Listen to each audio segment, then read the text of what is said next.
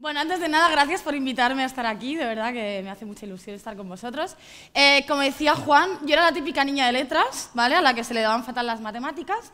Yo diría que mis dos características es que siempre he sido muy idealista, por un lado, y por otro lado muy irreverente. Y cuando digo irreverente no digo la típica rebelde, no, me refiero a que era una cabezona, siempre he sido una cabezona, es decir, me tengo que pegar de bruces contra una pared si pienso algo y me he equivocado mil veces en mi vida. Pero ahora, no sé si habéis visto alguna vez el discurso de graduación de Stanford de 2005 con Steve Jobs. Si no lo habéis visto, por favor, miradlo porque es uno de los discursos inspiracionales, o sea, mejores que yo he escuchado jamás. De hecho, cuando yo estoy de bajón, hoy en día lo escucho, voy allí y lo escucho porque me insufla muchísima energía. Y Steve Jobs hablaba de conectar los puntos, ¿no? Como todo lo que haces a lo largo de tu vida acaba teniendo un sentido después, y es después cuando lo vas viendo. Es decir, no hay nada inútil en tu vida, sino que todo al final te ayuda. Y yo lo que veo ahora es que, aunque yo nunca pensé que fuera emprendedora, y menos en tecnología, pues estas dos características y muchas otras cosas que me han pasado, pues han servido para esto. Entonces yo era, como os decía, la típica niña que era de letras. Yo quería ser astronauta cuando era pequeña, típico sueño que tienen todos los niños. Nunca imaginé que acabaría en la NASA, no como astronauta, pero que acabaría allí. Y se me daban mal. Pero yo era idealista, entonces yo quería cambiar las cosas. Y puede sonar muy estúpido, muy patético, muy tonto. Y como se me daban bien las letras, decía, bueno, pues ¿qué hago? Vale, pues quiero ser periodista de verdad, quiero denunciar las injusticias. Entonces estudié periodismo, entré en CNN, era la típica reportera con micro en mano, iba a cubrir desde partido de fútbol hasta consejos europeos, pero me di cuenta de que había mucha censura. Es decir, los medios son pura censura. Y hay dos actitudes que tú puedes elegir. O bien sigues las directrices que te mandan o lo dejas. Y yo en ese momento decidí dejarlo, porque no quería estar allí.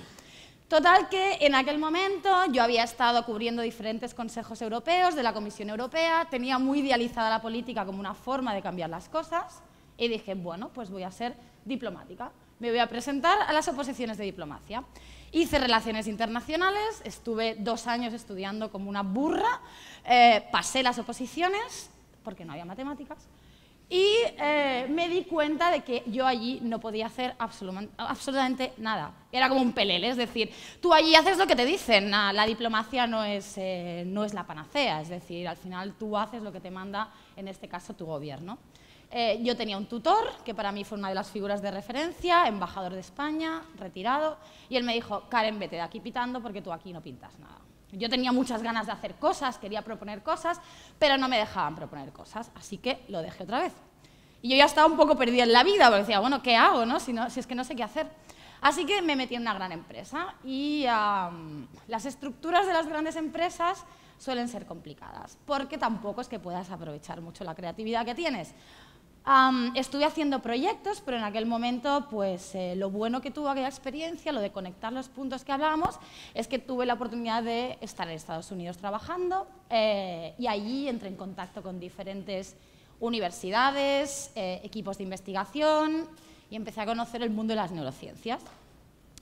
Y vi cosas que se estaban haciendo en educación y yo en aquel momento pensé, ostras, se trata todo sobre el tipo de educación que recibes a lo largo de tu vida. Es decir, el mundo educativo hoy lo que tiene es que o eres de la manera que te marcan o estás fuera del sistema. Si eres disléxico, tienes problemas en la escuela, ahora todavía que tenemos suerte de que es una disfunción cerebral más o menos conocida y se piensan que eres tonto y no eres tonto. O lo mismo si se te dan mal las matemáticas. Este niño es que no se le dan bien las matemáticas, bueno, pues que haga formación profesional o que se dedique a trabajar o que haga otra cosa. Es decir, el sistema por sistema expulsa a la gente, no reconoce sus motivaciones, no intentan orientarte a lo que más te gusta, a descubrir esa pasión, ¿no? Yo he tardado un montón de años en descubrir qué era lo que me gustaba hacer. Así que en aquel momento pensé, ¿y por qué no aplicar las propias capacidades de las neurociencias? Es decir, cómo funciona nuestro cerebro para poder descubrir cuáles son las capacidades que tenemos cada uno y a partir de aquí poder personalizar la educación a un nivel máximo.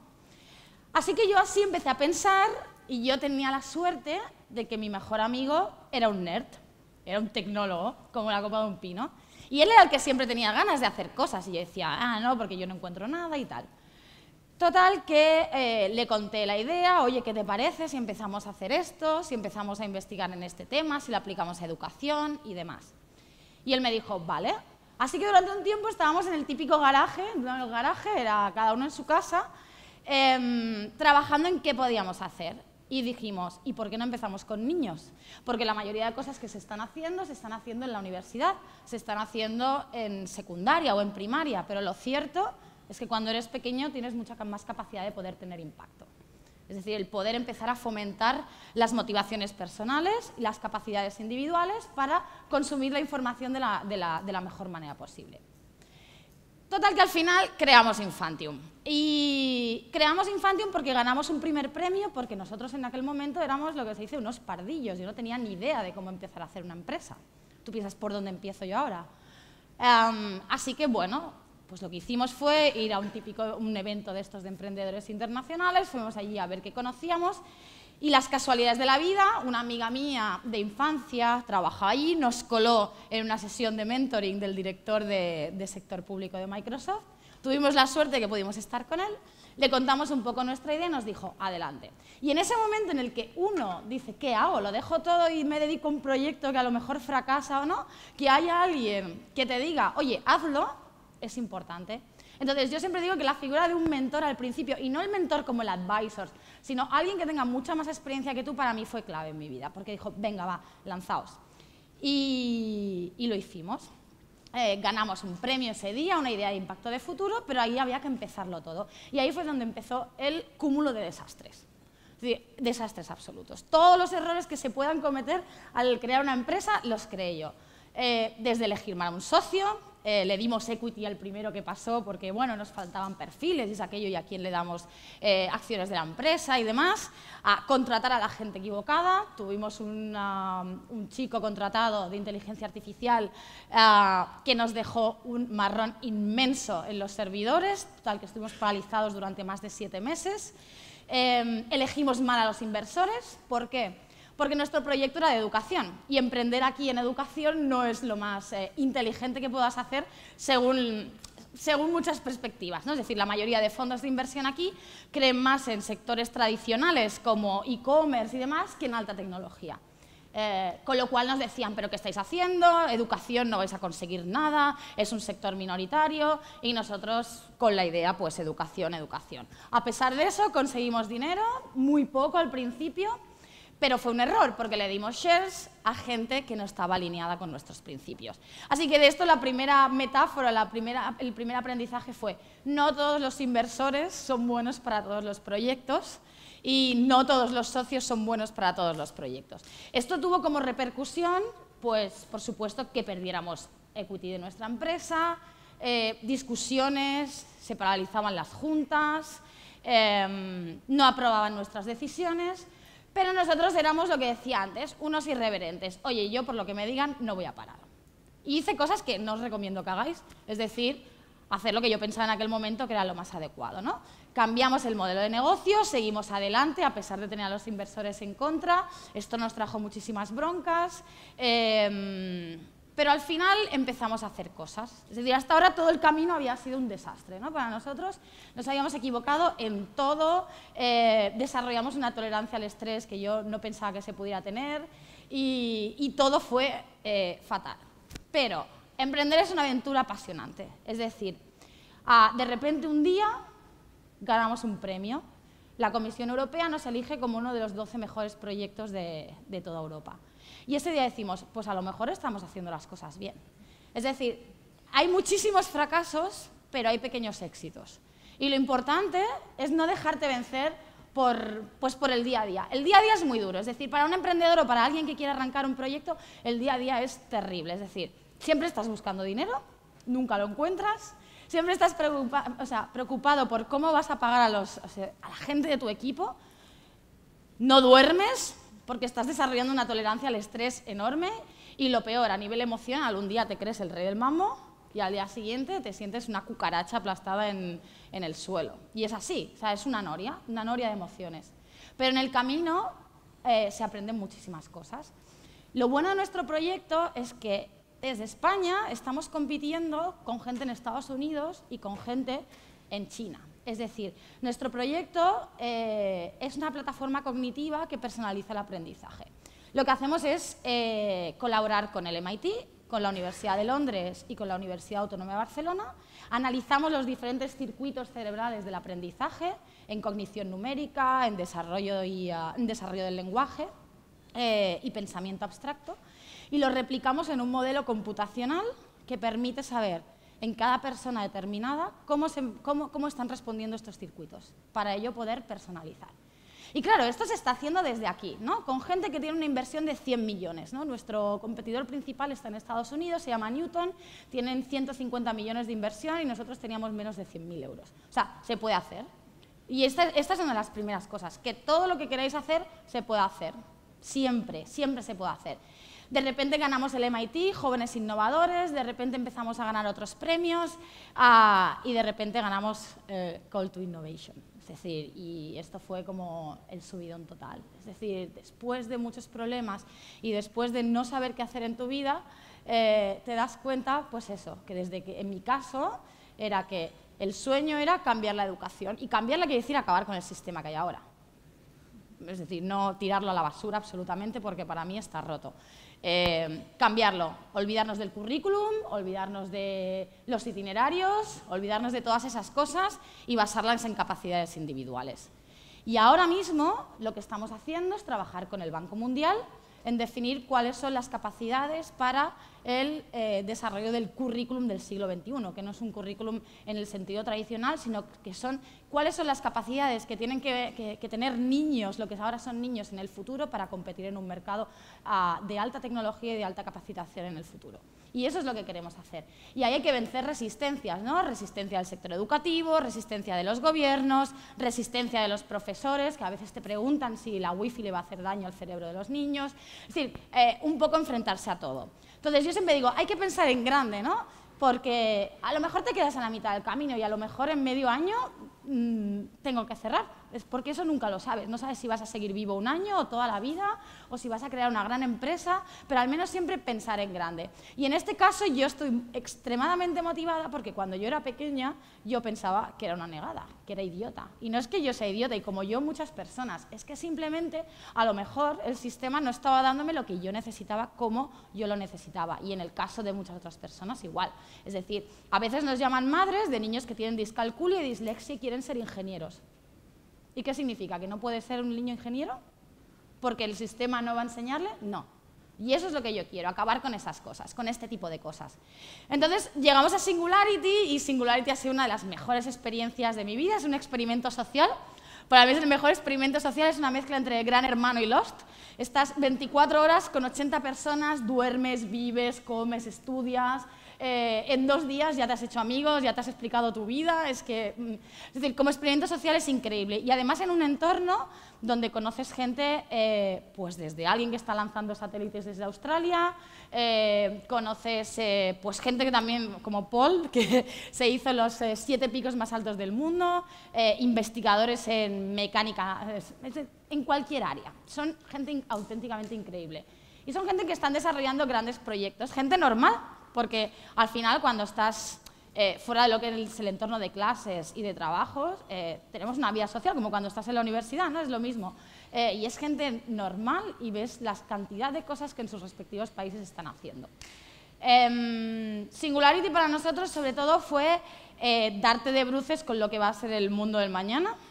Es decir, descubrir que no tiene mucho sentido hoy en día. Por ejemplo, lo que a mí me impactó fue el tema de empleos en transición, sociedades en transición, saber que todo se va a robotizar en unos 10 años, que la mayoría de trabajos que hoy conocemos no existirán, los harán robots por nosotros, cosas que ya se están haciendo. Allí vimos cosas como nanorobots conectándose con neuronas cerebrales, es decir, principios de personas biónicas. Sí, cosas que ahora mismo, hoy en día, no podemos, ni nos imaginamos, ¿no? Para mí fue un gran shock descubrir que el Starbucks, un hotel que estaba allí, el de la cadena del W, tenía un botones que era un robot.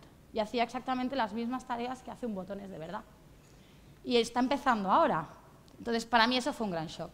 ¿Qué capacidades tenemos que tener y cómo tenemos que enfrentar al mundo del mañana? Y cómo así, como decía Juan, ¿no? Cómo tenemos que luchar y cómo tenemos que visualizar nuestro futuro, ¿de qué manera? Porque los humanos no serán reemplazables, al final hay capacidades humanas que un robot nunca va a tener. Pero sí que es verdad que los robots pueden pensar y pueden tomar decisiones. Los ordenadores cognitivos, no sé si conocéis Watson. Watson es el ordenador cognitivo de IBM.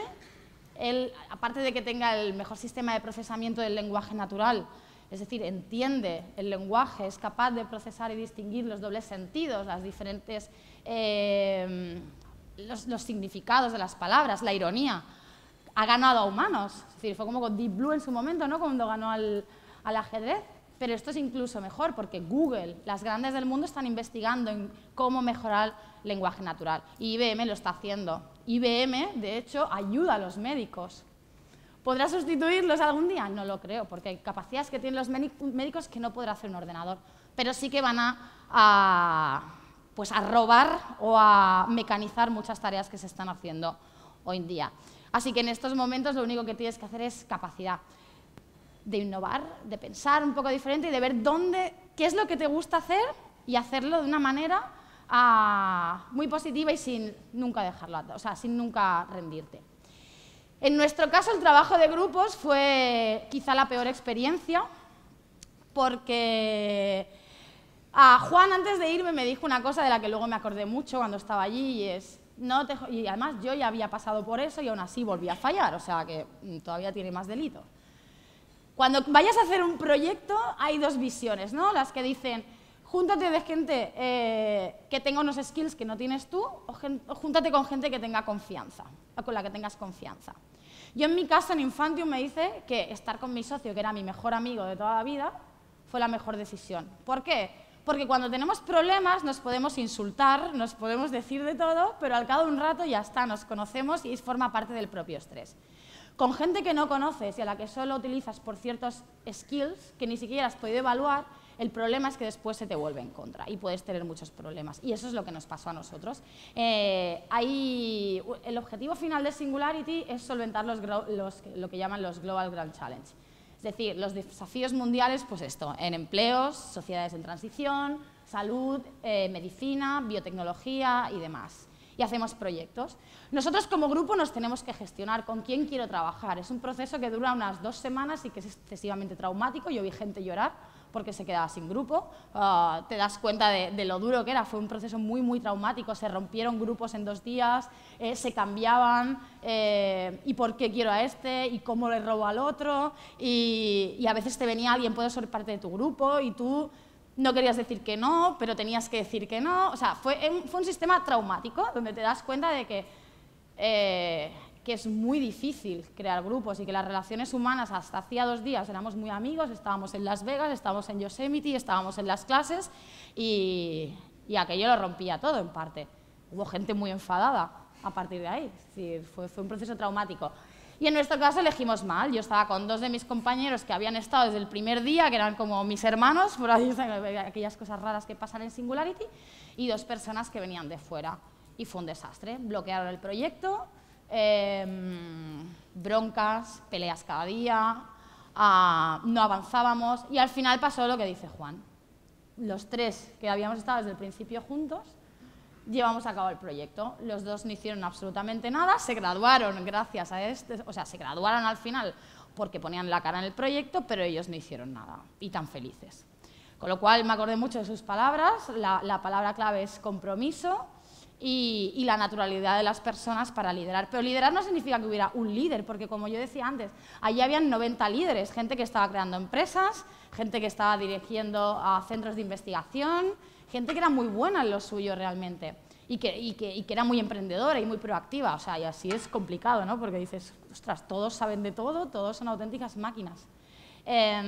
Así que no hay un líder por encima de otro. En nuestro caso nos repartíamos tareas, ¿no? Éramos, bueno, lo que decíais, generosidad y sobre todo mucho trabajo y mucho esfuerzo. O sea, muchas noches sin dormir hasta que al final presentamos. Pero la experiencia es increíble porque desde que vienen los mejores expertos del mundo a hablarte de todos los grandes problemas, tecnología punta y la experiencia social es increíble. O sea, yo he vuelto con un poco de síndrome de Estocolmo, la verdad es que echando mucho de menos aquello porque la experiencia es muy buena, sobre todo a nivel humano. Conoces gente muy buena y no solo lo que tienes cuando estás allí, sino lo que puedes sacar una vez que estás después, ¿no? La red y los lazos que se tejen y cómo ello te puede ayudar. Y esta es un poco la historia. Yo desde aquí lo único que os digo es que no os importe si sois de letras, si sois de ciencias, si sois de mixtas, da igual. Si tenéis algo que os guste, id adelante. Y si no lo habéis encontrado, no os preocupéis porque lo encontraréis. La idea es que nunca, y eso es lo que a mí mejor me ha servido y es lo que me dijeron una vez y yo os lo digo a vosotros porque es lo que me gustaría que os pasara, nunca porque alguien os diga esto no vale, esto no es bueno o esto no lo vas a saber hacer, lo dejes. Nunca. Más vale pecar por cabezón que pecar de abandonar algo antes de intentarlo con todas tus fuerzas. Y sobre todo, pensad en que hay muchos tipos de tecnología, en que hay muchas maneras de aplicar la tecnología y de que realmente se pueden hacer cosas increíbles y desde aquí, desde España. Aquí nos tenemos que sacudir los complejos un poco. Si algo he aprendido en Estados Unidos es que saben venderse muy bien, pero muy bien. Si tienen proyectos que son esto, pero lo venden como si fuera esto, van a hacer un pitch delante de cualquier audiencia y, vamos, parece que se vayan a comer el mundo y aquí nos falta un poco de esto. Aquí hay muchísimo talento.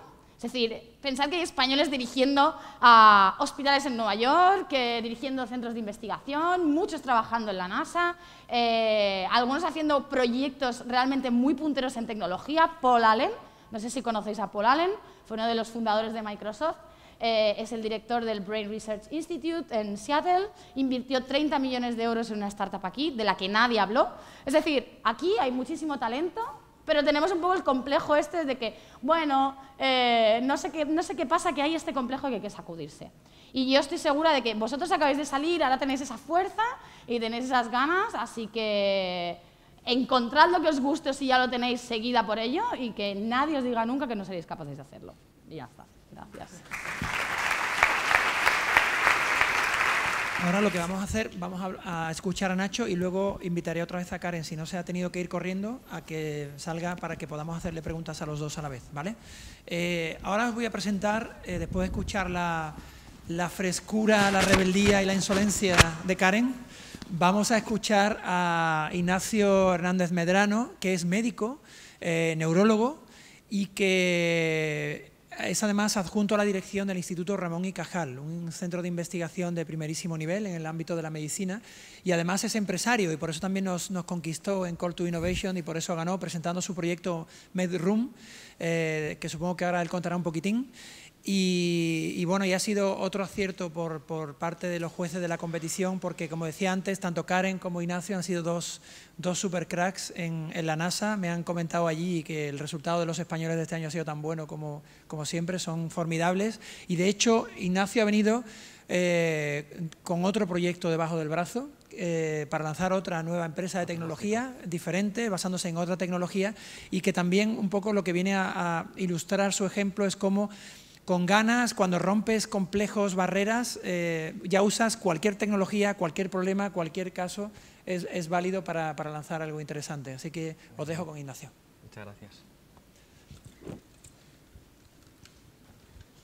Bueno, pues, ¿se oye bien? ¿Se está oyendo bien? Pues muchas gracias, Juan, por invitarme. Ya sabes que me hace mucha ilusión estar aquí. Y gracias al Grupo Cosentino, a la Fundación Eduarda Justo por pagarme Singularity, por darme la pasta, porque ha sido una gran experiencia y he aprendido mucho y creo que esta labor que se hace de mandar allí 2 españoles todos los años de verdad que tiene mucho impacto para nosotros. Yo creo que traemos cosas buenas y que es una cosa que está bien y que merece la pena. Y gracias también, Javier, por la charla, porque me encanta el alpinismo y me encanta la montaña, no sabía que estabas aquí.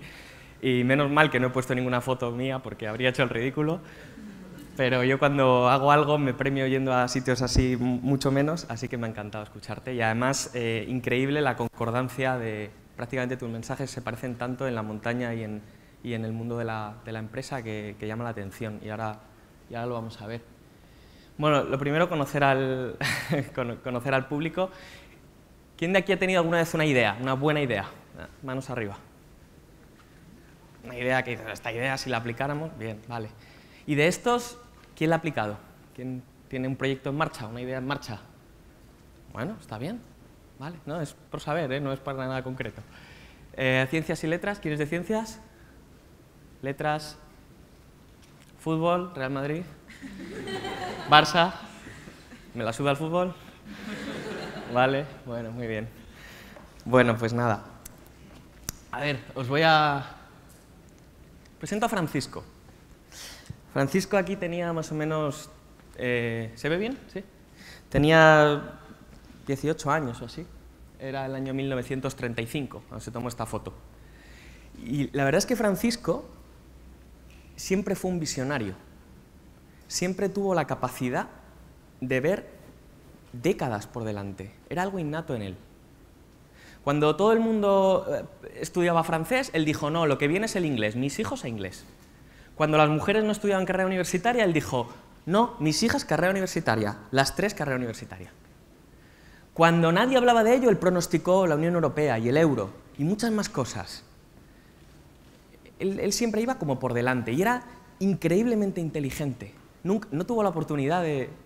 Nació prácticamente en la Guerra Civil, se desarrolló durante la época de la Guerra Civil y no tuvo oportunidad para estudiar idiomas. Y a veces lo veías leyendo en inglés o en francés y le decías, ¿pero qué haces si tú no sabes idiomas? Y decía, no, pero lo deduzco. Y era verdad, era así de listo. Él era perito agrónomo y aprendió por sí mismo, sin existir internet, aprendió a jugar en bolsa solo, sin tener nada de nociones de economía, sin que nadie le ayudara, se hizo multimillonario.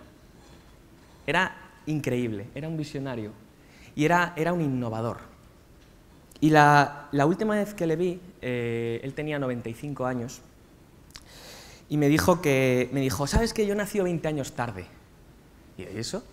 Y dice, sí, dice, porque lo que viene de cosas de tecnología que me encantaría ver y no voy a ver, qué rabia me da. Y digo, joder, impresionante, ¿no? Y en concreto a él le llamaba mucho la atención el tema de los ordenadores y de Internet, 95 años. Y me decía, eso que viene de Internet, eso va a cambiar el mundo. Y digo, joder, se da cuenta. Y dice, y me da muchísima rabia no verlo. Así que él, tenía enfermedad de Alzheimer, le devastó todos los recuerdos, al final ya no conocía a casi nadie, yo era su neurólogo. Y bueno, pues cuando este verano falleció, él era mi abuelo, yo no pude estar en su entierro. No pude estar en su entierro porque yo estaba embarcado en una misión.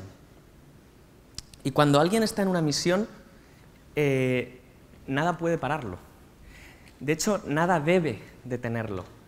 Y yo podría deciros que la misión en la que estaba, allí en Silicon Valley, era hacer un buen o un muy buen programa de emprendimiento, que lo era, y aprendí mucho de emprendimiento, yo que soy médico, y me hacía falta. Podría deciros que no, que más allá, que yo fui allí a aprender lo último en inteligencia artificial para aplicarlo a mi empresa, también sería cierto, pero sería insuficiente. La misión en la que estaba, lo que estaba haciendo, era ser como Francisco, aprender a ver el futuro, aprender a adelantarme, aprender a ver venir las cosas 20 años antes, porque eso es clave. Y os puedo decir que el mejor sitio en este momento, probablemente, del mundo para hacer esto, es Singularity University. Es realmente, cuando me han preguntado, ¿pero tú qué has hecho allí? Digo, mira, es una ventana al futuro y ves venir las cosas, lo que va a ocurrir en tecnología. La tecnología es muy importante porque es lo mejor que tiene el humano para resolver los problemas y sus inquietudes. Así que realmente sí que ha sido una gran experiencia y ha merecido la pena meterse en esta misión este verano y en lo que vendrá. Es importante porque esto es una cosa que he aprendido estando allí. Quien sigue tendencias entiende el mundo y eso está muy bien, el mundo hay que entenderlo, pero se puede ir más lejos. Quien las anticipa cambia el mundo y de eso se trata, de cambiar el mundo. Los que estamos aquí todos queremos cambiar el mundo y lo cierto es que una cosa que he aprendido es que se puede hacer, es factible. Bueno, os voy a presentar a más amigos. Estas son Kama y Sara. Kama es polaca, trabaja en Google, en la sede central, en Silicon Valley, ahí a 5 minutos de donde estábamos. Muy simpática, organizaba siempre cosas de cachondeo. Sara Nasseri, 22 años. Sara es sueca, pero es de origen persa. Y aparte de simpatiquísima, y es estudiante de medicina.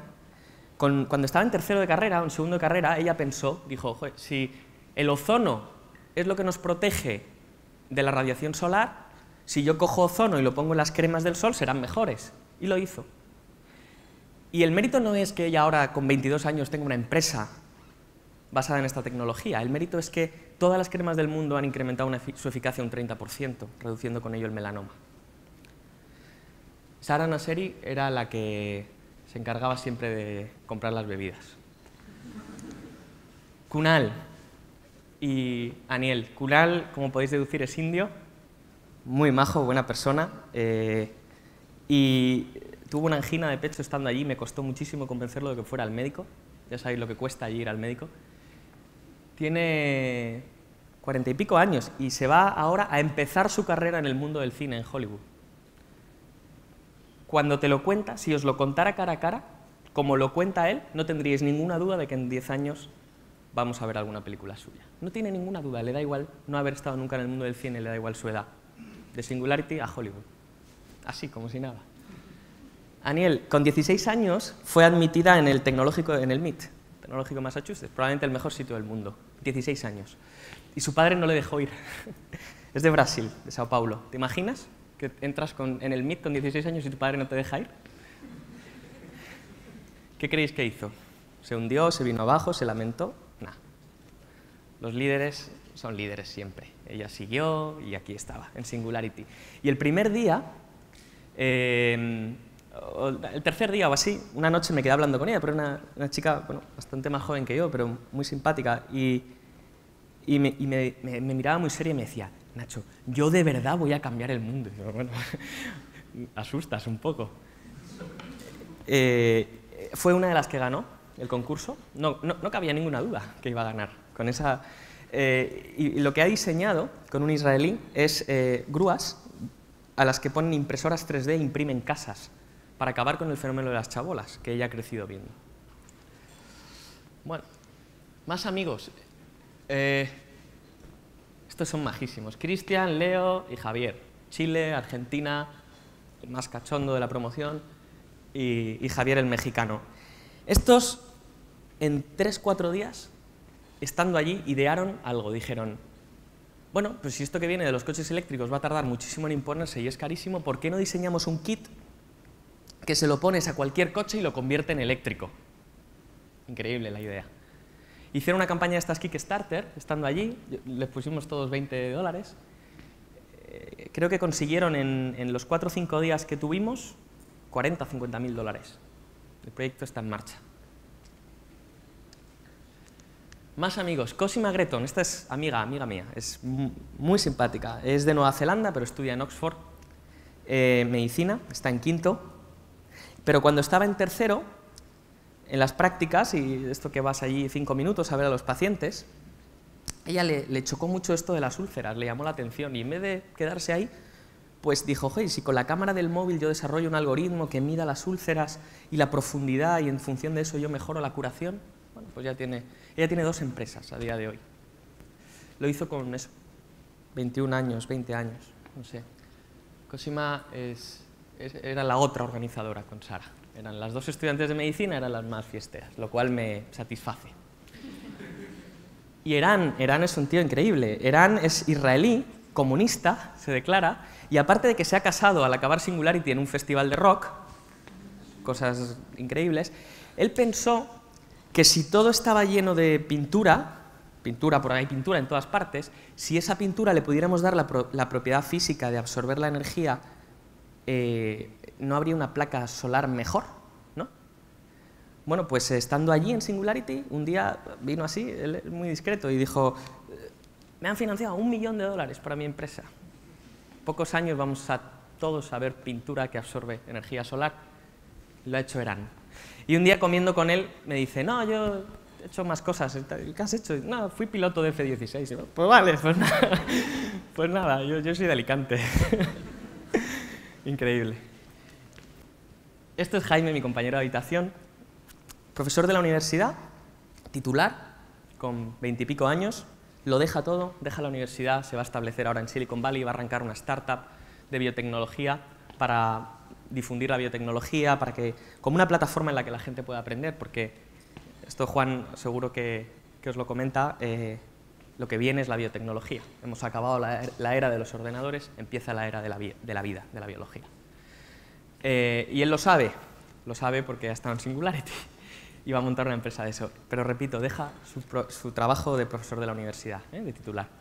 Y bueno, y ese chino ahí, que es Yu Chun, que también es profesor de la universidad, por cierto, está ahí hablando a través de un robot, bueno, pues también va a montar una startup muy curiosa relacionada con el hecho de que en el futuro pues todo va a estar grabado, ¿no? Vamos a tener todos imágenes.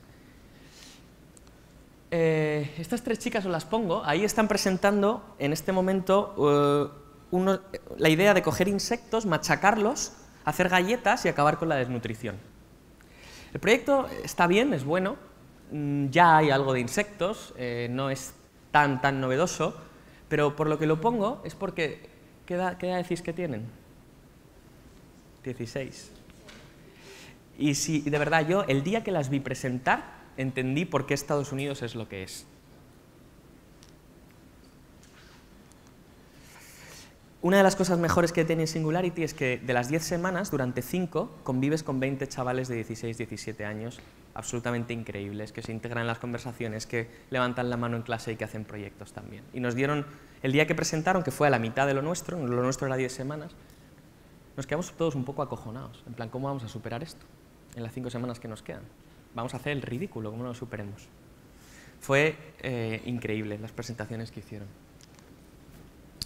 Bueno, y esto es la maratón de San Francisco, eso que hay detrás es el Golden Gate. Yo no corro maratones, casqué al kilómetro 10 o 12, y esto es lo que te pasa, esa es la cara que se te queda cuando vas a correr con un tío como Paul Neal, y que ha hablado Karen de él, y luego te enteras que el tío pues ha subido el Everest. Claro, no me lo había dicho. Si me hubiera dicho, me hubiera quedado en mi casa. Paul Neal consigue dinero para ONGs, es una especie de Robin Hood, opera desde Hong Kong. Y Paco es de Madrid, es amigo mío y ahora socio, y bueno, ha hecho muchas cosas increíbles, pero una de ellas es que es informático y ha diseñado un lenguaje de programación para la cocina. A él le gustaba mucho la gastronomía, en España somos potentes en esto, y entonces, pues claro, se lo ha llevado Ferran Adrià, claro. Bueno, voy a parar de hablar de amigos porque me estoy pasando. Tengo más, pero... mira, una cosa que me ha llamado la atención, y esto ha quedado un poco ahí de fondo en las historias, es que la gente que es realmente buena, realmente brillante, no es gente introvertida ni antipática, no, al contrario, suelen ser gente muy expansiva, muy divertida, muy extrovertida, hemos hecho viajes, hemos salido, de verdad, es gente con la que apetece estar. Y eso es una cosa que a mí me gusta mucho pensar, que liderar al final no es ser jefe, liderar es crear un entorno, lo que sea, una organización, un mundo, una empresa, en el que la gente quiera estar. Yo quiero estar, donde tú estés, yo voy a estar. ¿Vale? Allí los que nos enseñaban a cómo conseguir dinero con los inversores, nos decían una cosa buenísima, dice, si es que no es la idea, no es el proyecto, no es la empresa, eres tú lo que compran, es en ti en lo que invierto, es en tu cara cuando lo cuentas, es en las palabras de emoción que utilizas cuando me estás contando tu idea, eso es lo que se busca, eso es liderar. Esta gente era muy así, y sobre todo era gente que estaba satisfecha porque habían luchado por tener un trabajo que les gustara, por encontrar su pasión. Y yo, humildemente, de los pocos consejos que yo puedo dar es, y allí lo decíamos mucho, encuentra tu pasión, find your passion, encuentra tu pasión. Los obstáculos, y hemos hablado mucho hoy de obstáculos, que vas a encontrar cuando pones un proyecto en marcha, del tipo que sea, ya sea escalar una montaña o montar una empresa, son tantos, son tan diarios, que o el proyecto te apasiona o no lo vas a conseguir.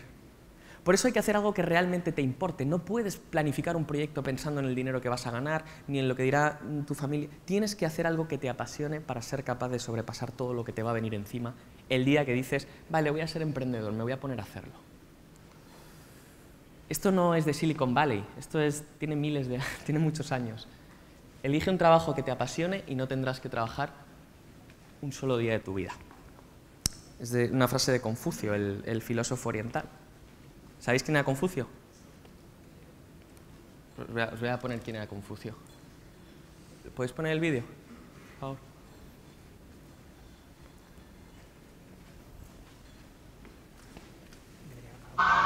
Completar las siguientes máximas de Confucio. Leer sin meditar es una ocupación inútil. Muy buenas noches, Panamá. Confucio fue uno de los que inventó la confusión y por eso de lo más antiguo, fue uno de los chinos japoneses que fue de lo más antiguo. Gracias. Buenas. No me he podido resistir. Uno de los chinos japoneses que inventó la confusión. De los más antiguos. Bueno, efectivamente, se ha dicho, cuando te pones a montar un proyecto, al principio la gente va a ser reacia, y vas a encontrar muchos comentarios negativos. Por eso es importante estar convencido de que la idea que has encontrado merece la pena, que merece la pena ser de los que levante la mano diciendo y yo la he ejecutado, y es una realidad. Medroom es un sistema de soporte a la decisión médica que está basado en inteligencia artificial. Es una empresa de Big Data. Big Data es la otra gran tendencia, ¿no? Biotecnología es una y grandes volúmenes de datos analizados y reutilizados es lo otro que viene en todos los sectores, en economía, en agricultura, en lo que penséis. Vamos a una economía de datos, ¿no? Entonces, o estamos ya metidos en ella. Nosotros pensamos en eso, que podíamos hacer algo. A mí siempre me gusta mucho el derecho. Entonces pensamos, mi socio y yo dijimos, oye, ¿y si hacemos algo similar a la jurisprudencia? Es decir, coger la sabiduría de los casos previos y utilizarla en casos presentes, en tiempo real, no papers científicos, no literatura científica, sino en tiempo real lo que los médicos de verdad están haciendo cada día en su consulta. Vamos a rescatarlo y vamos a reutilizarlo, y para eso necesitaremos una especie de robot que sea capaz de leer los informes y entender. Entonces, yo no sabía ni lo que era el Big Data cuando pensé en esto, y mucho menos la interpretación del lenguaje natural, que es una tecnología de inteligencia artificial. Pero resulta que esto es real, es posible, y lo estamos desarrollando, estamos haciendo el algoritmo, y bueno, pues creemos que vamos a ser disruptivos en la forma de hacer medicina, que al final lo que vamos a conseguir es que cualquier persona, aunque vaya a un consultorio lejano y perdido en un pueblo pequeño, funcionalmente, virtualmente, va a recibir la misma atención que si fueran los mejores especialistas del mejor hospital de España o de otro país.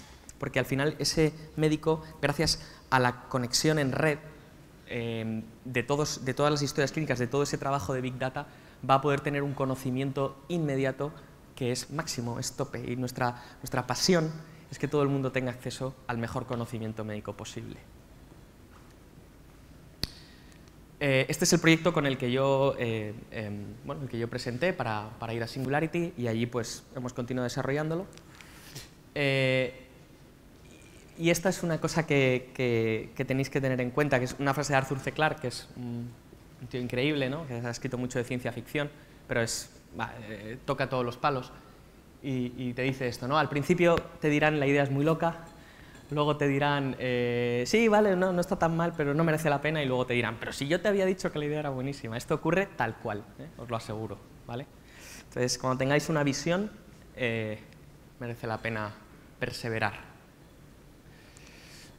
Bueno, y no lo cuento en absoluto por soberbia ni nada, es por compartir una alegría.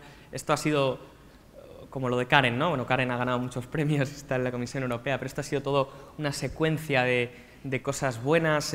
A partir de poner la empresa en marcha, después hemos salido en el mundo, en Radio Nacional, y ha sido muy bonito poder estar en esto. Pero no sé si vosotros veis las charlas TED. si no deberíais, porque son muy inspiradoras, a mí me han orientado mucho en la vida. Entonces nada, pues eso, contaros que dentro de 48 horas pues estaré contando en TED Madrid, MedRoom, inteligencia artificial aplicada a medicina, lo cual para mí es, como os podéis imaginar, pues una satisfacción enorme. Así que de aquí me voy a ensayar, porque son muy, muy estrictos con los ensayos. Bueno, entonces, como os podéis imaginar, esto es un camino de éxito. A mí la palabra éxito, lo siento, pero no me gusta. Me parece, los americanos ahí, creo que es un poco dañina. Define algo, pero yo prefiero hablar más de un camino, de ir haciendo, ¿no? Que de éxito-fracaso, que es como dicotómico y las cosas no son blancas o negras. Pero en cualquier caso, como os podéis imaginar, para mí todo ha sido muy fácil, ¿no? Yo no he tenido nunca ningún problema. Yo estudié mi carrera de medicina, saqué siempre buenas notas, los profesores bien, saqué todas las asignaturas, nunca suspendí nada. Después hice el MIR, saqué una de las mejores notas, hice la especialidad que quise, me contrataron, siempre mi jefe me han tratado bien, nunca he tenido ningún problema con ningún compañero, monté mi empresa va como un tiro, voy por la calle y me la van comprando, los inversores se me tiran encima, doy charlas por el mundo, voy a la NASA y todo es increíble y yo jamás he tenido ningún problema, ¿no? No, para nada. El camino se parece más bien a esto. Si yo tuviera que resumir, no hay palabras para explicar las frustraciones, los miedos, las noches sin dormir, los dolores, la desconfianza, las peleas, los jefes cabrones, los compañeros malos, la gente mediocre. Es que esto es el día a día. El día a día son obstáculos. Por supuesto que es un camino de dudas y por supuesto que es un camino de problemas, si ya lo sabemos. Por supuesto que hay que perseverar ante esas dudas porque es la única manera de encontrar satisfacción, ¿vale? Entonces, bueno, pues sí, yo como os decía, hice medicina, ya para empezar, primer error de mi vida, hice la carrera en un sitio malísimo. No pasa nada, lo digo siempre en todas las charlas. Sí, yo estudié la carrera en una de las peores universidades de España, no voy a decir cuál. Muy mala. No pasa nada, aquí seguro que he estudiado la carrera equivocada, en el sitio equivocado. No pasa nada, tranquilo. Si estás ahora mismo pensándolo, el 90% de corregir eso es darse cuenta. Vale, lo reconozco, la he cagado. He estudiado una mierda de carrera en una mierda de sitio. No pasa nada, se rehace. A mí me pasó, a muchos nos ha pasado. Intenté rehacerlo y bueno, hice el MIR, una nota suficiente y ahora sí, ya aterricé en el Hospital Ramón y Cajal, mejor hospital de España, uno de los mejores. Bien, vale, esto empieza. Empezamos a corregir un poco. 23, 24 años, bueno. Y luego además, ¿qué cojo? Venga, cojo neurología. Bien, he acertado, la mejor especialidad, sin duda. La más bonita, la más interesante, estamos metiéndonos en la era de la neurociencia. Bien, parece que ya empiezo a tomar decisiones un poco más acertadas. Hasta que llego al segundo año y empezar a ver el contacto con los pacientes. Qué duro es. Los pacientes son duros, no entienden nada, no se saben las pastillas que se toman. Luego la medicina, los neurólogos no curamos nada, es súper frustrante, todos los pacientes se te mueren. Yo empecé a ver ahí algo, por dentro se empezó a mover algo, una sensación, es una sensación, decir, no estoy en el sitio. No, yo cuando vengo aquí a trabajar miro a los demás y yo sé que yo no sé dónde voy a acabar, pero yo sé que yo aquí no pertenezco. Y esa sensación, pues, a veces sí que hay que escucharla un poquito, ¿eh? Y dejarse... Es decir, y en ese momento te entra el vértigo, que es decir, hablar con la gente y decir, ya, pero has estudiado 6 años de medicina, has estudiado el MIR, la especialidad de neurología en el mejor hospital, ¿cómo te vas a ir? No, hombre, ya, pero... Y entonces en ese momento es cuando hay que ver la charla de Steve Jobs de Stanford. Entonces la ves y dices, ah, vale, esto va de... A mí esto va de buscar lo que... Porque la vida se te acaba y va de buscar el trabajo que te apasiona y de arriesgar. Porque generalmente te compensa. Y además hay una cosa que nunca se dice y es que aunque te salga mal, puedes volverlo a intentar. Que es la magia de dar el salto, que puedes dar otro. No es una muerte definitiva. Entonces, bueno, pues sí, digo, venga, pues entonces, ¿qué hacemos? Y en este sentido me gusta mucho este pasaje de Alicia en el País de las Maravillas porque dice, cuando se encuentra al gato, le dice, ¿qué camino debo seguir? Y dice, esto depende del sitio al que quieras llegar. Y dice, ya, pues me da igual. Y dice, entonces, ¿para qué preguntas? ¿No? Entonces, ¿qué más da el camino si no sabes dónde quieres ir? Esto sí que es importante porque, si bien para mí, yo digo en mi experiencia muy personal, me encanta la incertidumbre y me encanta no saber dónde voy a estar trabajando dentro de un año, me encanta, es algo increíble, creo que sí es necesario, y Karen lo ha dicho, aunque no sepas cómo vas a llegar, cuál va a ser el camino, sí es importante ver la cima. No sé cómo, yo creo que los alpinistas sí tienen muy bien definidas a veces las rutas, pero yo creo que ver la cima al fondo, imaginar dónde te gustaría estar, aquello que dicen los orientadores profesionales de imagínate cuando te levantes dentro de 15 años a trabajar, a dónde quieres ir a trabajar, que suele ser una muy buena forma de elegir un trabajo. Insisto, aunque no sepas por dónde vas a ir, pero ver el final, tener la visión de a dónde quieres llegar, eso sí que es importante. Y eso yo sí que he hecho el ejercicio, porque si no, al final las palabras atraen, palabras buenas, bonitas, como las de estas jornadas que estáis viviendo, pero la vida arrastra. Y lo importante no son las palabras, son la ejecución de las palabras en la vida real. Y eso es lo que marca la diferencia entre la gente que tiene éxito y entre los emprendedores y los no emprendedores. Al final hay que tener una idea, lo que comúnmente llamamos soñar. Y eso ayuda mucho a mantenerse. Yo empecé a soñar con que podía cambiar la medicina y con que podía cambiar el sistema sanitario y que mi misión no era estar en el día a día con los pacientes, que es muy meritorio y muy necesario. Mi misión era cambiar la forma de hacer medicina en España y en el mundo para que las personas, mis compañeros médicos, pudieran ejercerlo de una manera un poco más moderna. Estamos utilizando métodos de hace 100 años o más. Entonces, ahí empieza la travesía del desierto. Esto no son solo palabras. Ministerio de Sanidad, por las tardes, por supuesto sin pagarme nadie, en el Instituto de Información Sanitaria, y a veces estar allí, enfrente del Paseo del Prado, y decir, ¿yo qué hago aquí? ¿Qué coño estoy haciendo aquí a las 7 de la tarde? Trabajando en algo que no sé si alguna vez publicaré en una revista que no sé ni de qué será, y vengo aquí porque, en teoría, me gusta la información sanitaria y me gusta aprender de esto.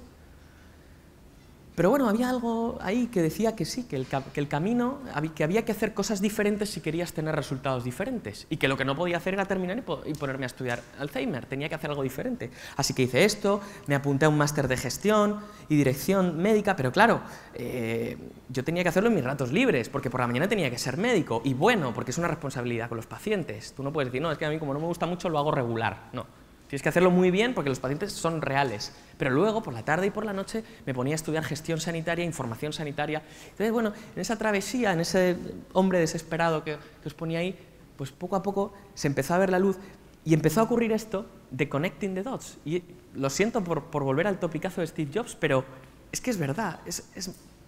Solo hacia atrás ves lo que te ha servido. Solo hacia atrás veo que estar en el Instituto de Información me generó una idea que fue Medroom, que luego me llevó a Singularity y ahora me hace crear otra empresa. Solo hacia atrás veo que yo, que me dediqué toda la vida a organizar campamentos para niños, eso es lo que me sirvió después para ser un organizador de personas. Y he estado llevando 500 médicos residentes, médicos en formación, y ahora llevo 1.500 investigadores, y me dicen, joder, pues se te ve tranquilo llevando grupos tan grandes de gente tan complicada, ¿y cómo lo haces? Y a mí digo, ¿cómo yo le cuento a este que la razón es porque estuve en un grupo de campamentos? Que ahí aprendí las destrezas porque los problemas son los mismos, las dinámicas de los grupos son los mismos, si lo aprendes una vez ya te lo sabes para siempre. ¿Y quién me iba a decir a mí que eso que yo hacía voluntariamente hacia atrás después iba a desembocar en lo que es mi trabajo diario, como dicen los americanos, mi day job? Hacia atrás se ven las cosas de otra manera. Me presenté a las elecciones al Colegio de Médicos, el peor error profesional de mi vida, una mafia absoluta, un horror. ¡Qué error! ¡Qué vergüenza! Presentarme a eso. Casposo, anticuado, cutre. Pero fijaos, tuve un compañero de candidatura que era igual que yo, estaba diciendo, ¿dónde nos hemos metido? Mayor que yo, más senior. Ese resulta que ahora se ha convertido en uno de los líderes de la innovación en biomedicina en España, con un perfil muy bueno en redes sociales, etcétera, y ahora es mi socio, porque lo conocí ahí. Y gracias a eso vamos a impulsar mucho más las cosas. Uno nunca sabe. Y otra cosa que yo cuando se licencian los residentes, los médicos terminan su especialidad, siempre les digo esto. No importa lo pequeño que sea lo que se hace, pero las cosas hay que hacerlas bien siempre, aunque sea el más mínimo detalle. Y yo me acuerdo un tiempo que me pagaba la ropa de montaña haciendo esto de outdoor training, que es, bueno, seguro que muchos habéis hecho, que es ir con ejecutivos al campo y a hacer dinámicas de grupo, etc. Entonces yo era monitor de eso. Y una de las cosas que hacíamos era, les ponías todas las actividades, todas las pruebas, y lo hacía con Luis Galindo, que es un gran coach en España, muy reconocido. Y él decía que había que puntuarles cuando llegas y todo el mundo está reventado y ya hemos cumplido, ¿quién se pone a hacer la cena? El que se levanta. Y luego es verdad, esto es cierto, y no es por vender la moto, que puntuabas y los que se levantaban a hacer la cena y más puntos sacaban en el outdoor training solían ser los directores de las empresas. Es una forma de ser, hacer todo bien siempre, no hacer las cosas cutreando. Eso sí que para mí ha sido también una lección. Y la otra cosa que les digo siempre a los residentes es la importancia de los jefes. Karen también lo ha comentado, los mentores, los maestros. Había hace tiempo un estudio que cogían a gente que le había ido bien en su trabajo, gente de éxito, y les preguntaban qué era lo que para ellos definía mejor su éxito, lo que más les había ayudado a tener un buen desempeño. Y la mayor coincidencia era en que habían tenido buenos mentores, en que habían tenido buenos jefes al principio de su carrera, sobre todo. Entonces, esto yo siempre lo digo a ellos cuando se van. Digo, mira, buscad jefes buenos. No, da igual lo que os paguen, da igual la idea. Es muy importante pegarse a un jefe bueno, a un mentor bueno. Te va a cambiar todo. No conozco una estrategia mejor para tener éxito que pegarte a un buen jefe. Yo he tenido suerte, he tenido buenos jefes, o los he buscado, y he rechazado a los malos. Cuando puedes elegir, entiendo que no siempre se puede.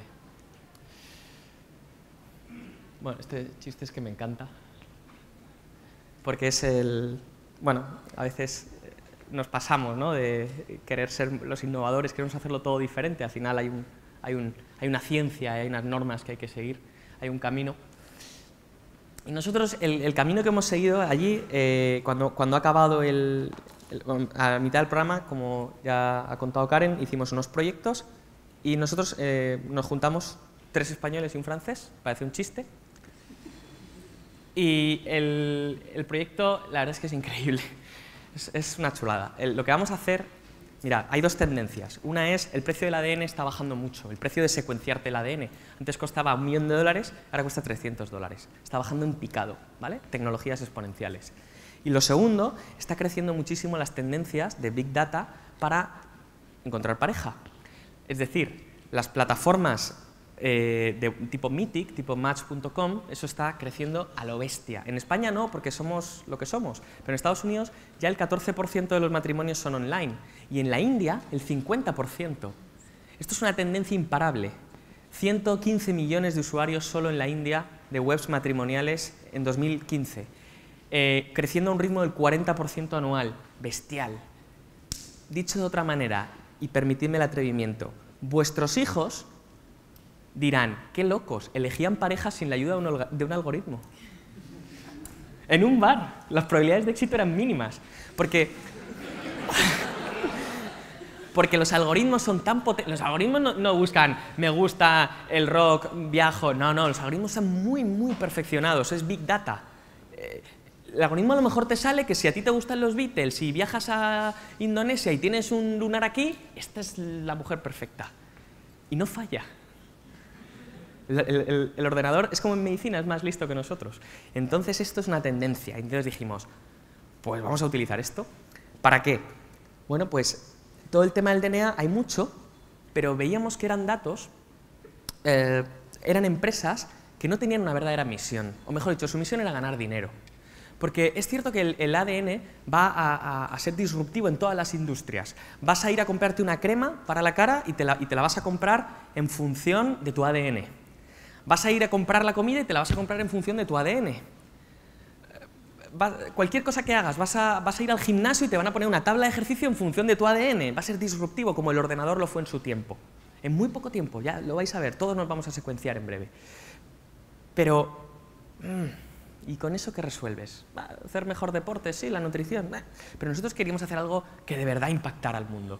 Y entonces yo les hablé a ellos, como era el médico del equipo, de las enfermedades hereditarias, las enfermedades raras, que son increíbles. Porque, primero, afectan a 1 de cada 50 personas. 1 de cada 50 en medicina es muchísimo.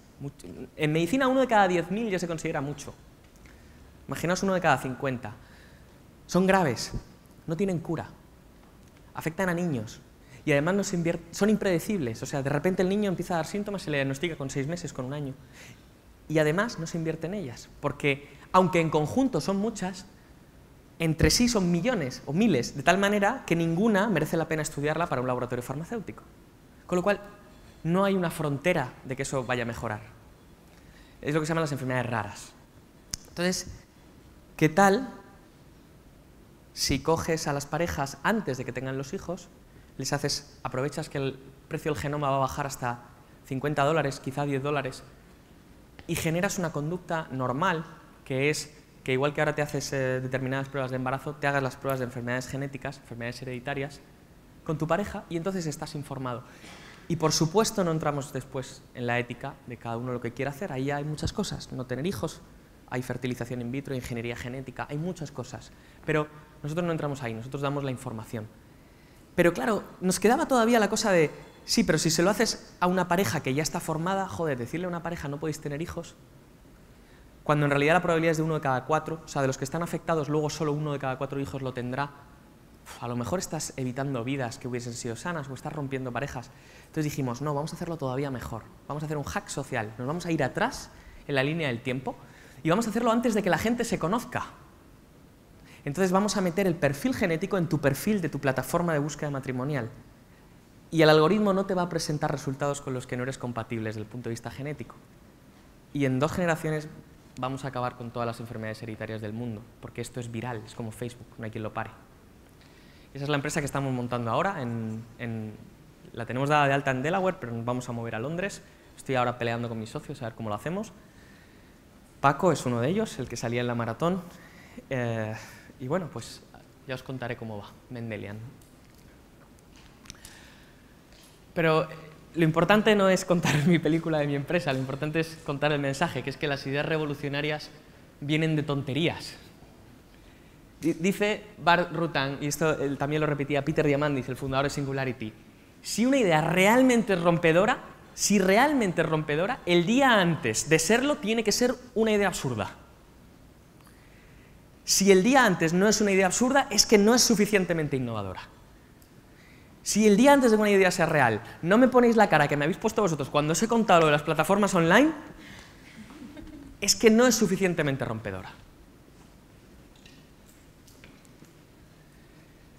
Yo he aprendido muchas cosas en Singularity, estaré agradecido siempre y creo que me va a servir mucho, que podrá servir a otras personas, pero si tengo que quedarme con 2 cosas, serían estas. La primera, esto.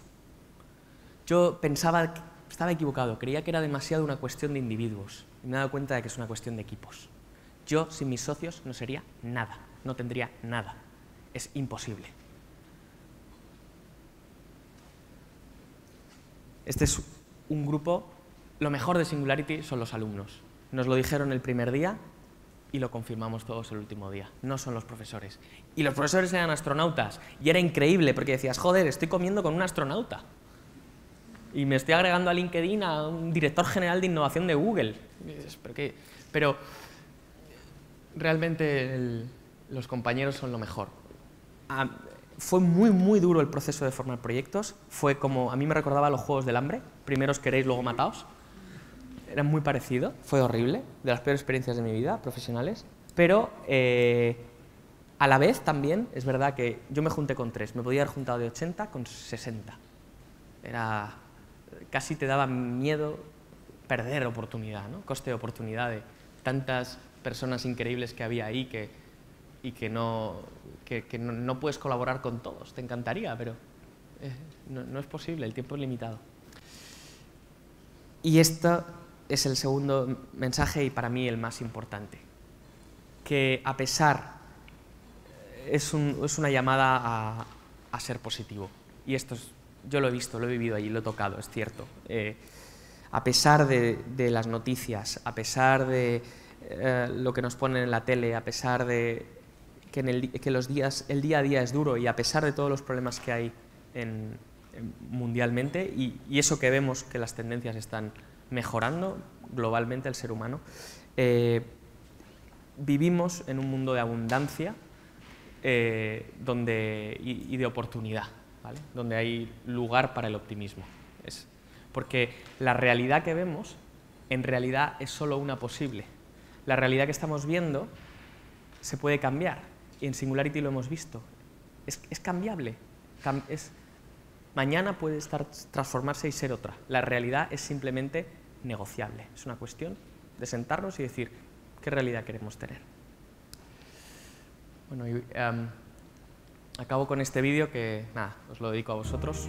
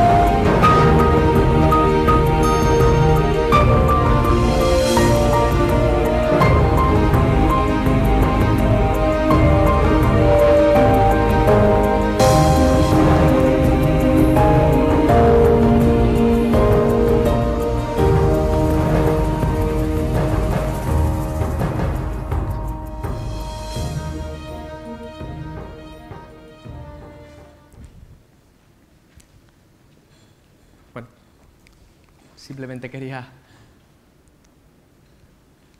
poneros mis...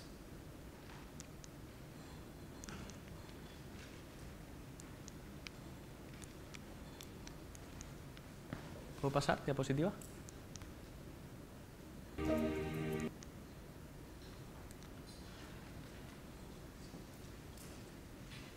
Es solo poner la última diapositiva.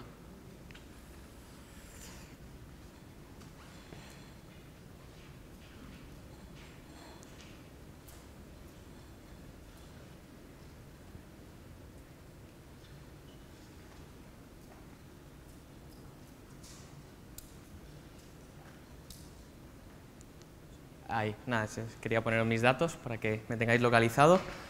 Si me necesitáis para cualquier cosa, estaré encantado de ayudaros. Muchas gracias.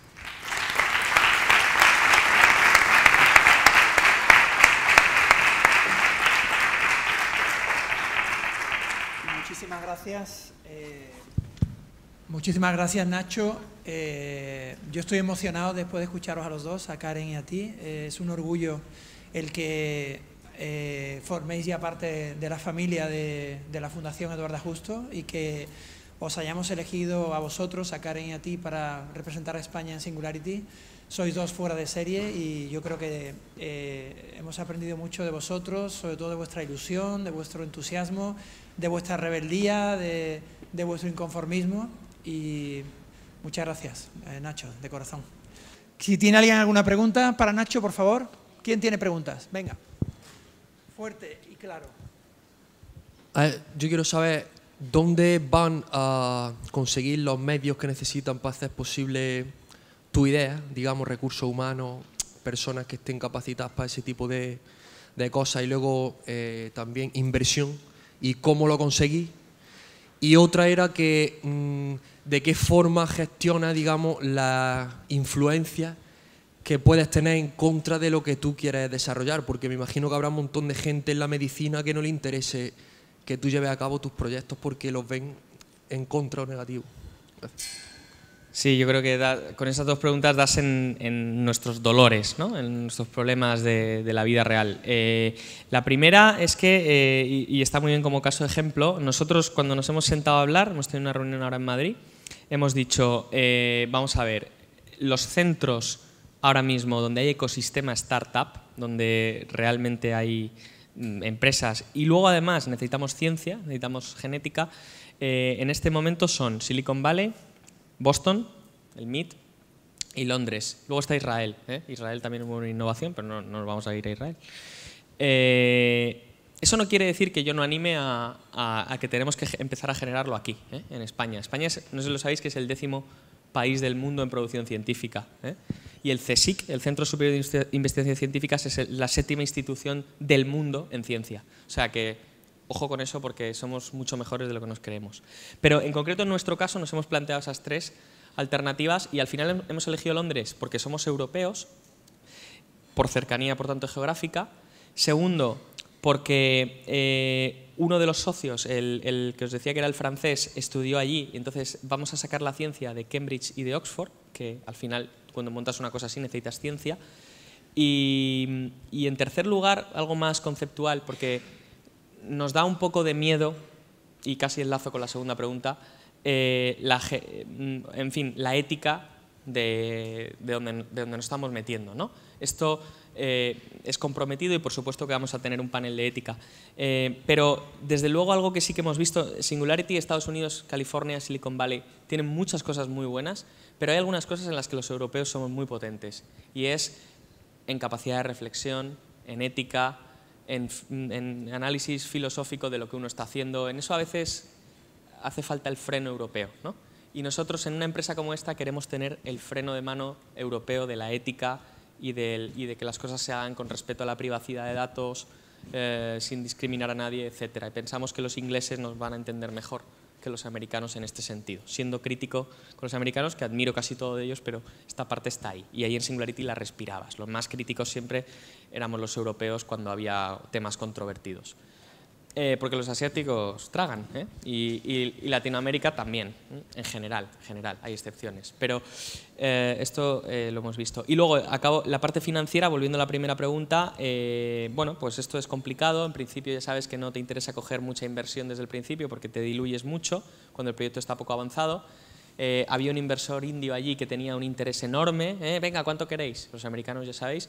Pero, bueno, de momento vamos a arrancar con dinero personal, arriesgando los pocos ahorros que tenemos de nuestros trabajos y poniendo lo mínimo. Filosofía startup. Si puedes dormir en un hotel 20 euros, pues de 30 euros, una pensión, pues mejor que un hotel, etcétera, etcétera. Ahí se decía, no tienes dinero, no tienes tiempo, tienes una gran idea, bienvenido a Silicon Valley. ¿Alguna pregunta más? Había una chica que me había preguntado algo y la hemos dejado ahí. Venga, espérate. Y ya la última y pasamos a Raicho.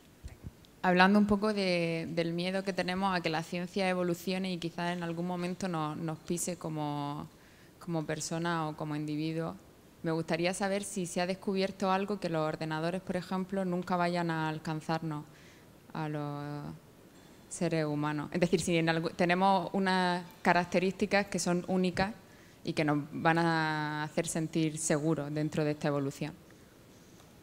Bueno, este es el tema central de discusión en Singularity, ¿no? Ray Kurzweil, que es el fundador de la universidad y es muy famoso en Estados Unidos, en España no tanto, y es el que sus libros han inspirado las películas que han salido este verano, de Her y de Transcendence. Hablábamos con él de eso y él lo que dice, y a mí me ha convencido bastante, es que probablemente no hay que ver al robot o a la máquina como separada del humano. Hacia lo que vamos probablemente es hacia una integración, de tal manera que no tenemos por qué verlo como una competencia, sino que nosotros interpretaremos al ordenador como parte de nosotros. Una manera como si te ponen un brazo mecánico y tú el brazo mecánico no lo ves como algo extraño a ti, sino como tu brazo mecánico, ¿no? Probablemente con las redes neuronales artificiales va a ocurrir algo igual. Va a haber una fusión en la cual nosotros no diferenciemos, de la misma manera que no diferencias si tu avatar de Facebook, tu perfil de Facebook, eres tú o no eres tú, sencillamente es una continuidad de lo mismo, ¿vale? Pero eso llevado a mucha más escala probablemente evolucione así. Hay dos tipos de inteligencia, así hablando muy a lo bestia, o de memoria. Las máquinas son muy buenas en datos y muy malas en interpretación, en interpretar contextualmente las cosas, el humor, la ironía, el amor. Los hombres somos al revés, las personas somos muy buenas en estas cosas, pero muy malos en datos a lo bestia. Probablemente coger lo mejor de cada uno sea el futuro. De todas maneras, Google está trabajando muy en serio en un proyecto que suena absolutamente de ciencia ficción y de película, pero es real, que es intentar que la máquina, además de en lo que es buena, se haga buena en lo nuestro y empiece a pensar como pensamos nosotros. Y Watson de IBM, que lo ha comentado Karen, también es un avance. Empezamos a ver que hay una frontera, una línea de ordenadores que van a empezar a pensar de manera abstracta y conceptual. Y la verdad es que yo creo que todo es posible, que la técnica llegará. La última pregunta para Paco. Yo creo que... Bueno. Dale. Muchas gracias por la charla, a mí me has inspirado muchísimo, tiene la edad de mi hijo y de lo que estoy seguro es que tu abuelo Francisco estará muy orgulloso de ti. Muchas gracias, hombre. Muy bien, pues Nacho, muchísimas gracias, ha sido fenomenal.